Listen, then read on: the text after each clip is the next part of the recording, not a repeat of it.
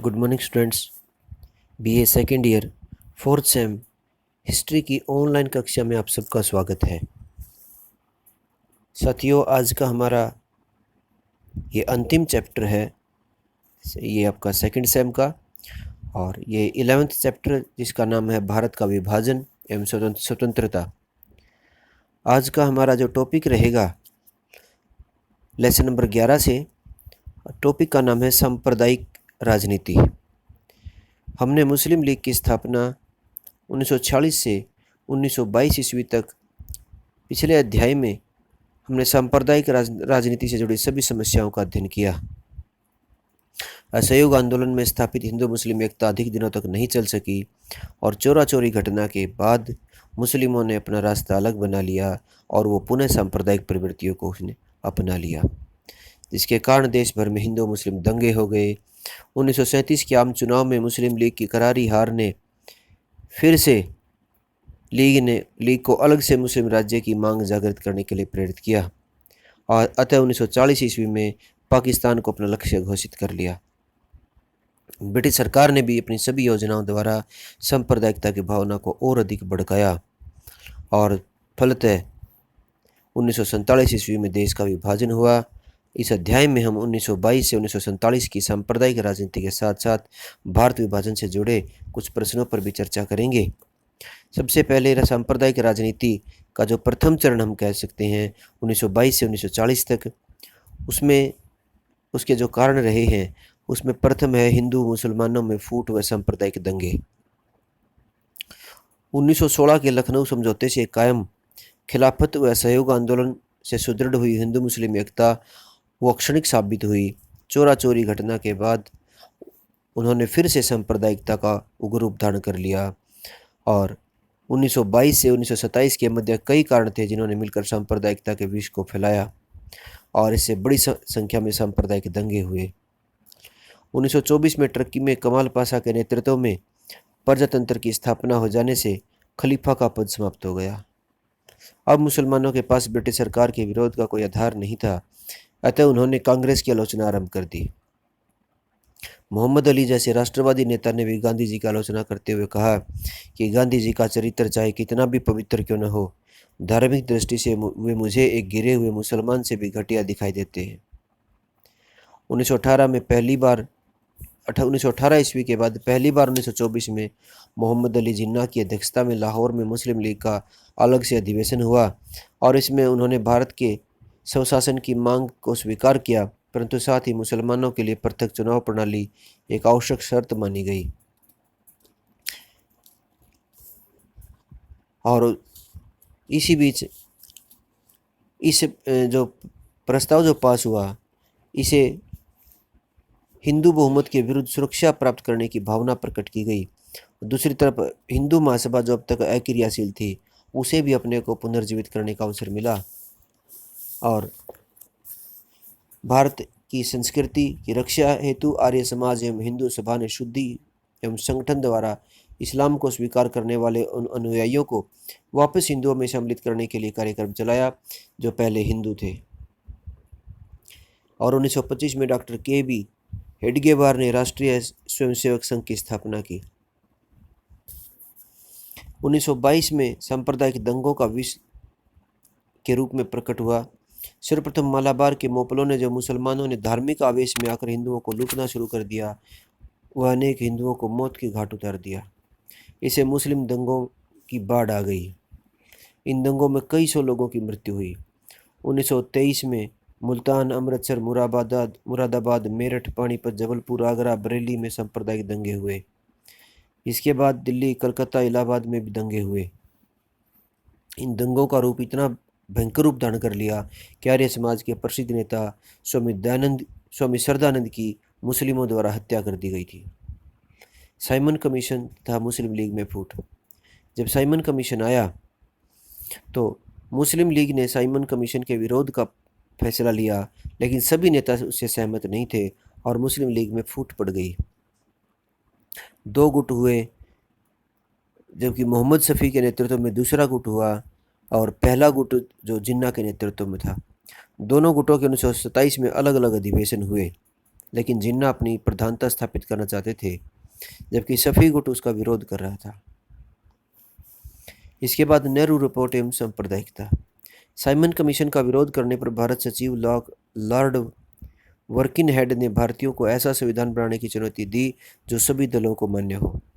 इसे स्वीकार करते हुए कांग्रेस ने मोतीलाल नेहरू की अध्यक्षता में एक समिति का गठन किया, जिसे नेहरू रिपोर्ट भी कहते हैं। मोहम्मद अली जिन्ना ने अब जो नेहरू रिपोर्ट आई उसे सभी के लिए सांप्रदायिक प्रतिनिधित्व को समाप्त करने तथा अल्पसंख्यकों के लिए सुरक्षित स्थान रखने की सिफारिश इसमें की गई।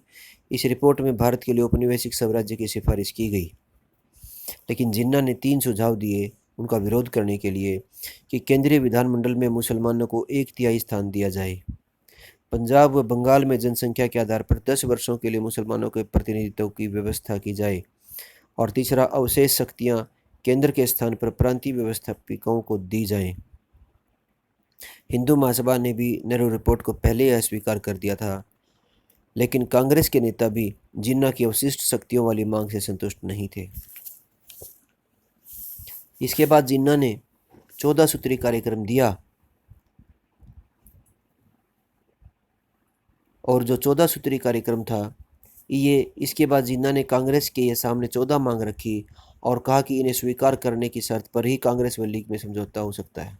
14 मांग थी: भारत के भावी संविधान का स्वरूप संघात्मक हो, जिसमें अवशिष्ट शक्तियां प्रांतों के पास रहें, सभी प्रांतों को समान स्वायत्तता मिले, सभी विधानमंडलों में अल्पसंख्यकों को उचित प्रतिनिधित्व प्राप्त हो, केंद्रीय विधानमंडलों में 1/3 स्थान मुसलमानों को मिले, सांप्रदायिक प्रतिनिधित्व का सिद्धांत बना रहे, किसी भी प्रादेशिक पुनर्विभाजन द्वारा पंजाब, बंगाल व पश्चिमोत्तर सीमा प्रांत के मुसलमानों के बहुमत पर कोई प्रभाव नहीं पड़ना चाहिए, सभी संप्रदायों को अपने धार्मिक विश्वास, उपासना, उत्सव, प्रचार में एवं शिक्षा की पूर्ण स्वतंत्रता हो, कोई भी बिल ऐसा पास न हो जिससे कोई भी संप्रदाय 3/4 बहुमत से विरोध करे, सिंध को बम्बई से अलग करके नया प्रांत बनाया जाए।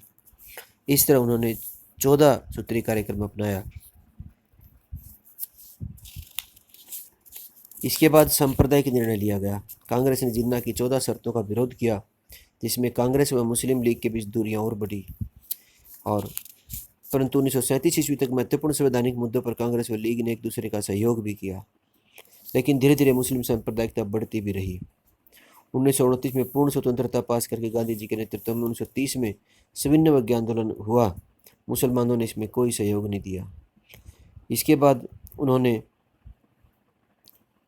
लीग के इलाहाबाद अधिवेशन में 1930 में परोक्ष रूप से मोहम्मद इकबाल द्वारा मुसलमानों के लिए अलग पृथक राज्य की मांग की गई। दूसरी तरफ ब्रिटिश सरकार ने भारतीय समस्या का समाधान करने के लिए लंदन में गोलमेज सम्मेलन स्थापित की। इन सम्मेलनों में सांप्रदायिक नेताओं ने ब्रिटेन की कंजर्वेटिव पार्टी ने अपना प्रभाव बढ़ाया और उसमें भी सांप्रदायिकता का विष भरा। इसके बाद 1935 का भारतीय सरकार अधिनियम 1937 का चुनाव हुआ और उसमें अधिनियम में एक अखिल भारतीय संघ के निर्माण, केंद्र में द्वैध शासन की समाप्ति तथा प्रांतों में पूर्ण स्वायत्तता की स्थापना की गई। इस अधिनियम में पृथक निर्वाचन मंडलों का विस्तार किया गया। संघीय व्यवस्था की धाराओं में भारतीय समस्या का समाधान निहित नहीं था, अतः कांग्रेस व लीग ने अखिल भारतीय संघ के प्रस्तावों को अस्वीकार कर दिया। इस अधिनियम के अनुसार 1937 ईस्वी में प्रांतीय विधानमंडलों के चुनाव हुए। भारतीय राजनीति में इन चुनावों का महत्वपूर्ण स्थान था, क्योंकि चुनाव के बाद प्रांतों में पूर्ण उत्तरदायी शासन की स्थापना होनी थी। कांग्रेस को 1585 स्थानों में से 716 स्थान प्राप्त किए, जबकि मुस्लिम लीग को मुसलमानों के लिए आरक्षित 492 स्थानों में से केवल 109 स्थान ही प्राप्त हुए। उसे कुल मुस्लिम वोटों का मात्र 4.8% ही प्राप्त हुआ। संयुक्त प्रांत में पंजाब सरकार बनाने के संबंधी विवाद। चुनाव परिणाम से मुस्लिम लीग के नेताओं को घोर निराशा हुई। ऐसी स्थिति में जिन्ना ने कांग्रेस के साथ मिलकर संयुक्त मंत्रिमंडल बनाने की इच्छा व्यक्त की। उन्होंने कहा, वस्तुतः इस समय कांग्रेस और लीग में किसी प्रकार की कोई सारभूत अंतर नहीं है। हम कांग्रेस के रचनात्मक कार्यक्रम में सदैव सहर्ष सहयोग देंगे। कांग्रेस का जनसंपर्क अभियान। कांग्रेस ने नेहरू के नेतृत्व में जनसंपर्क अभियान शुरू किया क्योंकि उसे 1937 के चुनाव में कम मुस्लिम सीटें प्राप्त हुई थी। इस घटना ने मुस्लिम लीग को और अधिक उत्तेजित कर दिया। कांग्रेस ने प्रचार किया कि भारत की मुख्य समस्या सांप्रदायिक न होकर आर्थिक है। मुस्लिम जनता का भाग्य भी कांग्रेस से जुड़ा है। जिन्ना व मुस्लिम लीग के अनेक नेता इस अभियान से चिढ़ गए और उन्होंने मुसलमान में फूट डालना और उसे कमज़ोर करना बताया। इसलिए उन्होंने भी कांग्रेस के विरुद्ध प्रचार करना शुरू कर दिया। उन्होंने कहा कि इस्लाम खतरे में है का नारा देकर मुसलमानों को भड़काना आरंभ कर दिया। कांग्रेस पर अत्याचारों का मिथ्यारोप। 1937 के चुनाव में मुस्लिम लीग को निराशा हाथ लगी क्योंकि 8 प्रांतों में कांग्रेस के मंत्रिमंडल थे। अब मुस्लिम लीग ने मुस्लिम जनता को उत्तेजित करने के लिए प्रचार करना शुरू कर दिया कि कांग्रेसी राज्यों में हिंदू मुस्लिम जनता पर अत्याचार व अन्याय कर रहे हैं। इसे और अधिक सांप्रदायिकता फैल गई। हिंदू सांप्रदायिकता। 1937 के चुनाव में हिंदू महासभा की स्थिति भी नाजुक बनी गई थी।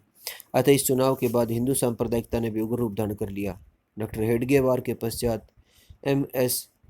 गोलवरकर राष्ट्रीय स्वयंसेवक संघ के नए नेता के रूप में उभरे।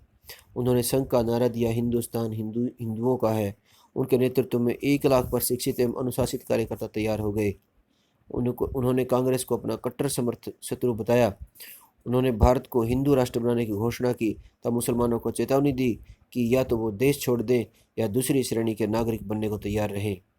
इस प्रकार हिंदू संप्रदायवादियों ने भी राष्ट्र के सिद्धांत को स्वीकार करके मुसलमानों को के पृथक राष्ट्र की मांग को दृढ़ बनाया। इसके बाद जो सांप्रदायिक राजनीति 1940 से 1947 के बीच हुई, दूसरे चरण में हम उसका अध्ययन कर रहे हैं। द्विराष्ट्र सिद्धांत था पाकिस्तान का प्रस्ताव। पाकिस्तान के विचार का जनक कवि मोहम्मद इकबाल को मानते हैं। सबसे पहले उन्होंने लीग के 1930 के अधिवेशन के इलाहाबाद अधिवेशन में अध्यक्षीय भाषण में कहा कि मुझे कम से कम उत्तर पश्चिम भारत के मुसलमानों का अंतिम लक्ष्य एक पूर्ण उत्तर पश्चिमी भारतीय मुस्लिम राज्य का निर्माण प्रतीत होता है। पर वे मुसलमानों के लिए एक स्वतंत्र राज्य के पक्ष में नहीं थे। व्यावहारिक दृष्टि से अधिक पुष्ट एवं राजनीतिक दृष्टि से पृथकतावादी योजना 1933 में कैम्ब्रिज विश्वविद्यालय के एक छात्र रहमत अली ने अपनी पुस्तक नाउ एंड नेवर में प्रस्तुत की। उन्होंने पंजाब, कश्मीर, सिंध, बलूचिस्तान तथा उत्तरी पश्चिमी सीमा प्रांत को मिलाकर पाकिस्तान का निर्माण किए जाने की मांग की। परंतु ये तीसरे गोलमेज सम्मेलन में भाग लेने पहुंचे मुस्लिम नेताओं ने मिस्टर जिन्ना एवं जफर खान ने इसे अव्यवहारिक बताकर ठुकरा दिया था। 1937 के चुनाव तक भी इसकी कोई योजना नहीं थी।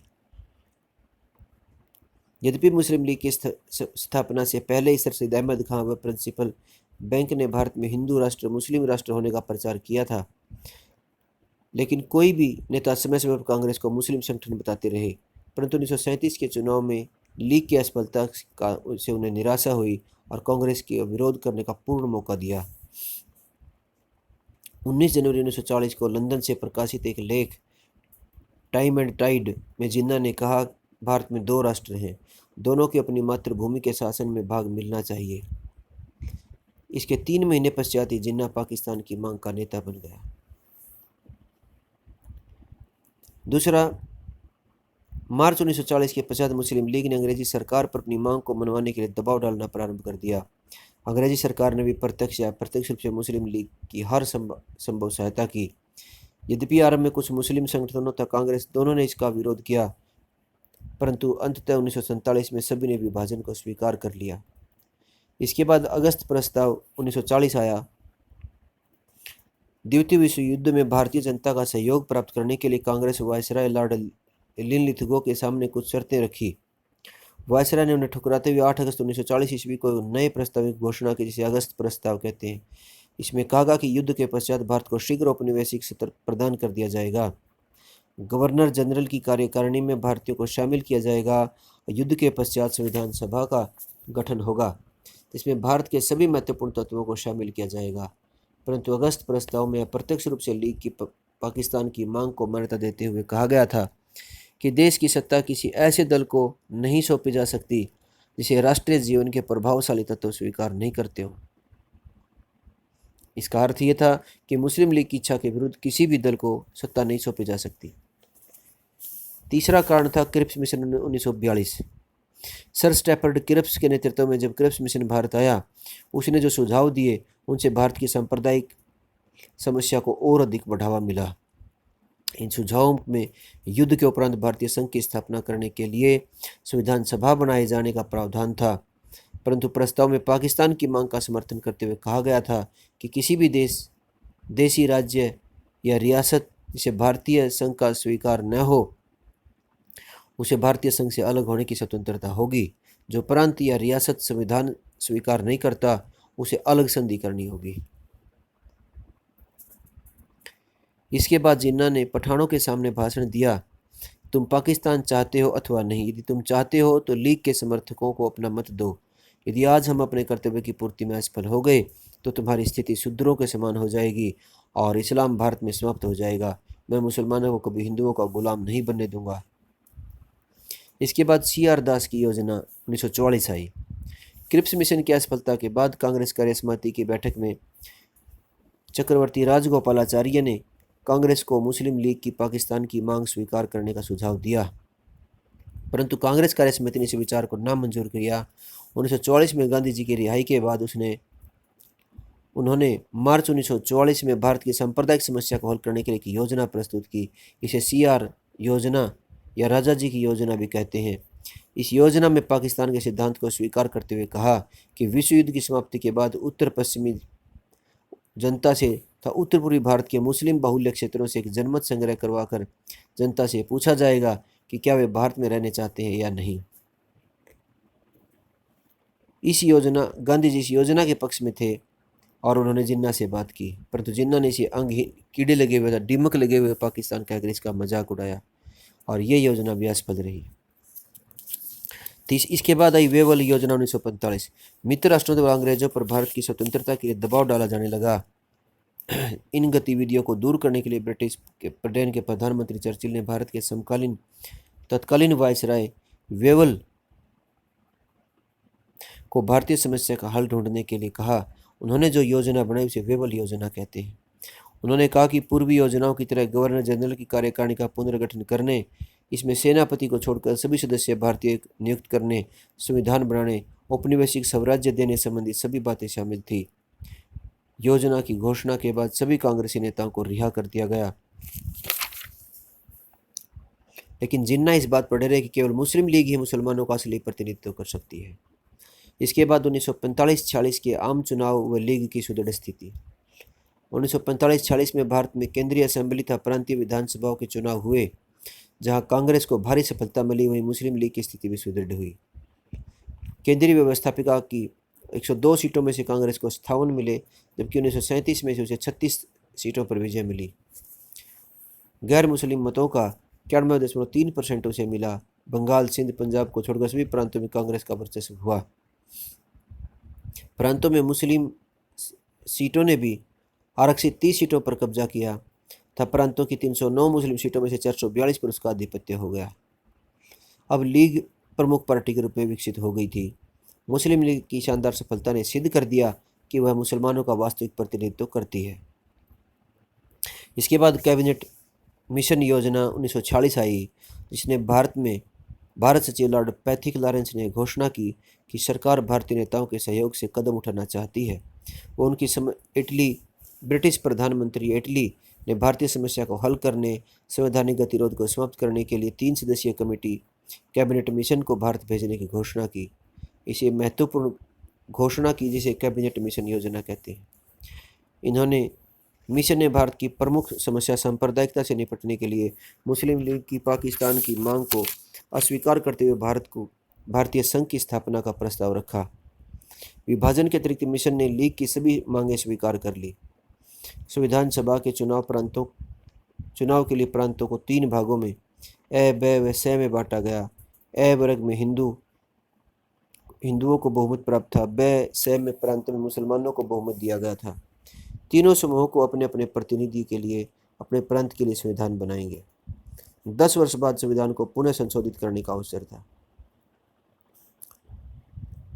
अतः जिन्ना व कांग्रेस ने दोनों ने इसको स्वीकार कर लिया। कांग्रेस के नेता प्रांतों के समूहीकरण के इच्छुक थे। पंडित नेहरू ने 10 जुलाई 1946 को एक संवाददाता सम्मेलन में कहा, संविधान सभा में जाकर हम जो कुछ करेंगे उसके लिए पूर्ण स्वतंत्र होंगे। बड़ी स्वतंत्रता की प्रांतों के इस तरह के कोई वर्ग नहीं बनेंगे। अतः जिन्ना को कांग्रेस द्वारा वर्गीकरण स्वीकार न करने का भय उत्पन्न हो गया और योजना के अनुरूप जुलाई 1946 में संविधान सभा के चुनाव में लीग को 296 स्थानों में से केवल 73 स्थान मिले और जिसे जिन्ना को घोर निराशा हुई। वे इसे अस्वीकार करने के बहाने ढूंढने लगे। उन्होंने कांग्रेस पर वर्गीकरण स्वीकार न करने का आरोप लगाया और संविधान सभा की बैठक में भाग न लेने की घोषणा कर दी, जिससे योजना का अंत हो गया। इससे लीग की सीधी कार्रवाई और सांप्रदायिक दंगे। 1945 ईस्वी तक लीग ने वैधानिक तरीकों से पाकिस्तान की मांग मनवाने का प्रयास किया, लेकिन असफलता मिली। अब उसने मुसलमानों को उपद्रवों के लिए भड़काना शुरू कर दिया। लीग के नेता शाहिद सोहरावर्दी ने 5 अगस्त 1946 को समाचार पत्र द स्टेटसमैन में लिखा, रक्तपात और अव्यवस्था अनिवार्य रूप से अपने आप में बुराई नहीं है, इसका प्रयोग श्रेष्ठ लक्ष्य के लिए किया जाए। मुसलमानों के लिए इस समय पाकिस्तान से श्रेष्ठ कोई लक्ष्य नहीं। और लीग ने 16 अगस्त 1946 को प्रत्यक्ष कार्रवाई दिवस की घोषणा की।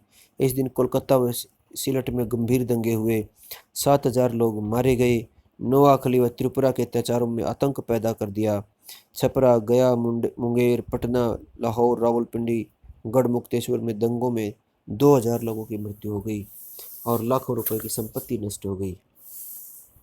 एक देश में एक प्रकार से गृह युद्ध आरंभ हो गया। ऐसी विषम परिस्थितियों में प्रधानमंत्री एटली ने 20 फरवरी 1947 को जून 1948 से पहले भारत का आतंक सत्ता सौंपने की घोषणा कर दी। माउंटबेटन योजना और पाकिस्तान का निर्माण। 1946 में सांप्रदायिक समस्या का कोई हल नहीं ढूंढा जा रहा था, तो ब्रिटिश प्रधानमंत्री एटली ने जून 1948 तक भारत छोड़ने की घोषणा कर दी थी। उन्हें विश्वास था कि इससे सांप्रदायिक दंगे समाप्त हो जाएंगे और कांग्रेस और लीग में कोई समझौता हो जाएगा, लेकिन ऐसा नहीं हुआ। ब्रिटिश सरकार ने अपने गवर्नर लॉर्ड वेवल को वापस बुला लिया और उसके स्थान पर लॉर्ड माउंटबेटन को भारत का गवर्नर जनरल नियुक्त कर दिया। लॉर्ड माउंटबेटन मार्च में भारत के गवर्नर जनरल बनकर आए। उन्होंने 3 जून 1947 को एक योजना प्रस्तुत की, जिसे माउंटबेटन योजना कहते हैं। योजना के आधार पर भारत का विभाजन 2 औपनिवेशिक शक्तियों भारत एवं पाकिस्तान में किया जाना था। योजना के आधार पर सीमा प्रांत था असम के सिलहट जिले में जनमत संग्रह द्वारा यह तय किया जाना था कि वह किस में शामिल होंगे। पंजाब तथा बंगाल विधानसभाओं को हिंदू व मुस्लिम जनसंख्या के आधार पर बांटा गया। दोनों की सीमा निर्धारण करने के लिए रेड क्लिफ आयोग नियुक्त किया गया।